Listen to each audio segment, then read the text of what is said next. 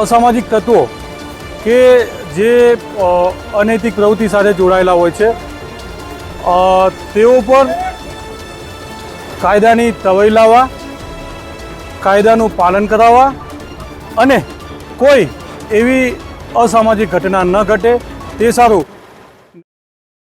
અસામાજિક પ્રવૃત્તિઓને નાથવા માટે હવે પોલીસ વિભાગ એક્શન મોડમાં આવી ગયું છે। આવા તત્વોને કાયદાના પાઠ ભણાવી પોલીસ એ તમામ અસામાજિક તત્વોની શાન ઠેકાણે લાવશે। એટલે હવે જો તમે મોડી રાત્રે શહેરમાં કારણ વગર ફરી રહ્યા છો તો થઈ જજો સાવધાન। પોલીસની કામગીરી તમારી માટે નડતરરૂપ બની શકે છે।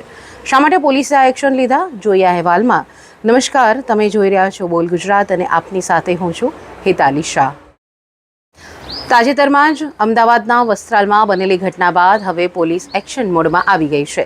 પોલીસ દ્વારા 18 માર્ચ એટલે કે ગત રાત્રિથી જ સમગ્ર ગુજરાતમાં કોમ્બિંગ શરૂ કરવામાં આવી ગયું છે અને ખેડા જિલ્લાના નડિયાદમાં પણ જિલ્લા પોલીસ વડા રાજેશ ઘડિયાની સૂચનાથી નડિયાદ ટાઉન પોલીસ દ્વારા રાત્રિ દરમિયાન અલગ અલગ વિસ્તારોમાં કોમ્બિંગ હાથ ધરવામાં આવ્યું। કારણ શહેરમાં ઘણા સમયથી કારણ વગર પોતાના વાહનો ફૂલ સ્પીડ પર ચલાવી રોફ ઝાડી સામાન્ય નાગરિકો માટે ભયનું વાતાવરણ ઊભું કરાતું હતું। એટલું જ નહીં, અસામાજિક તત્વોના ટોળા મોડી રાત સુધી બેસતા, નશો કરેલી હાલતમાં કેટલાક તો ટોળામાં બેસી શહેરમાં ભયનું વાતાવરણ ઊભું કરતા હતા, જેને લઈ હવે અલગ અલગ વિસ્તારમાં પોલીસે ફૂટ પેટ્રોલિંગ કરી ચેકિંગ હાથ ધર્યું છે।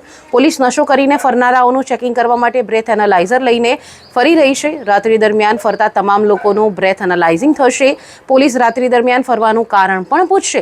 જો ટાઈમપાસ કરવા રાત્રિ દરમિયાન શહેરમાં ફરો છો તો તૈયાર રહેજો, કેમ કે પોલીસ હવે કાયદાના પાઠ ભણાવશે અને આ જરૂરી પણ છે। જે અસામાજિક તત્વો છે એના પર લગામ લગાવવી ખૂબ જરૂરી બની ગયું છે। કાયદો કાયદાનું કામ કરશે ત્યારે કોઈ લાગવગ પણ નહીં ચાલે। આ કામગીરી 1 મહિના સુધી ચાલવાની છે। જ્યાં જ્યાં અસામાજિક તત્વો બેસે છે, જો એ તત્વો સાથે પણ તમે ઊભા રહેતા પકડાવ છો તો તમે પણ કાયદાના સકંજામાં આવી જશો।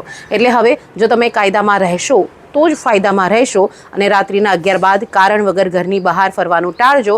જો કે હવે પોલીસની આ કામગીરીથી અસામાજિક તત્વોમાં ખોફ જોવા મળી રહ્યો છે। સાથે જ હવે અસામાજિક પ્રવૃત્તિઓ પર પણ લગામ આવશે।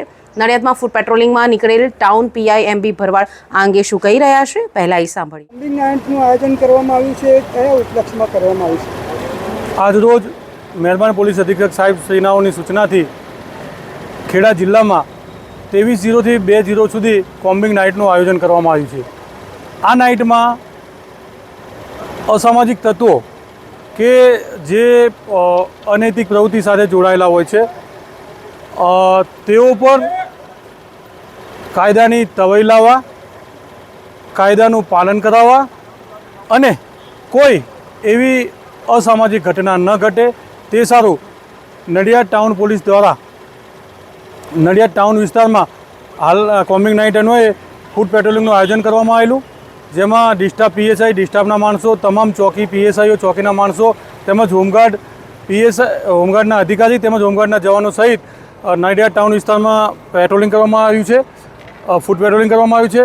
નડિયાદ શહેરની જનતાને એક અપીલ કરવામાં આવે છે કે આપણા બાળકો મોડી રાત સુધી બહાર બેસી રહેતા હોય, કોઈ અસામાજિક તત્વો અસામાજિક પ્રવૃત્તિ સાથે જોડાતા હોય છે અને પછી એના વરવા પરિણામ ભોગવવા પડે છે, તો આ પરિસ્થિતિનું સર્જન ન થાય તો આપના સગા આપણું બાળક સમયસર ઘરે આવી જાય એની તમે ખાતરી રાખશો। અને પોલીસ દ્વારા જે કોઈ અસામાજિક તત્વો છે, જે કંઈ અસામાજિક પ્રવૃત્તિ થઈ રહી છે તો એના પર સતત વોચ રાખવામાં આવી રહી છે અને આ બાબત સતત ચાલવાની છે। દરરોજ ફૂડ પેટ્રોલિંગ, આડા દિવસે નાઇટ આવશે, કોમ્બિંગ નાઇટ આવશે અને આવા અસામાજિક તત્વોને ઓળખી પાડી જે અનિષ્ટો છે તેને ઝેર કરવામાં આવશે અને આ કારણસર કોમ્બિંગ નાઇટનું આજ આયોજન કરવામાં આવેલું।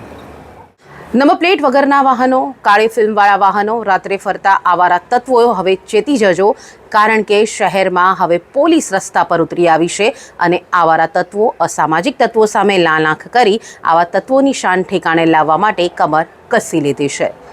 આપને અમારો આ અહેવાલ કેવો લાગ્યો તે ચોક્કસથી કમેન્ટ્સ કરીને જણાવશો.